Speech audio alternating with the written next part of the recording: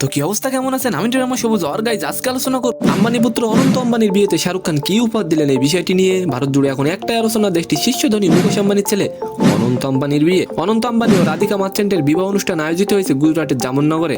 শাহরুখ খান আম্বানির কাছ থেকে টাকা নিয়েই তার ছেলেকে উপহার দিলেন কিভাবে সেটা একটু পরে বলছি। অনন্ত আম্বানির বিয়েতে বলিউড, হলিউড সহ আন্তর্জাতিক অঙ্গনের সব খ্যাতনামা ব্যক্তিরা হাজির হয়েছিলেন। এসেছিলেন বিল গেটস থেকে মার্ক জাকারবার্গ। আচ্ছা, আপনাকে যদি এই বিয়েতে দাওয়াত করা হতো তাহলে আপনি কি উপহার দিতেন? অবশ্যই একটি কমেন্ট করে যাবেন। আম্বানির এই মহোৎসবে সবচেয়ে বেশি আলো ছড়িয়েছেন বলিউড তারকারা, আর যেখানে বলিউড সেখানে শাহরুখ থাকবেই।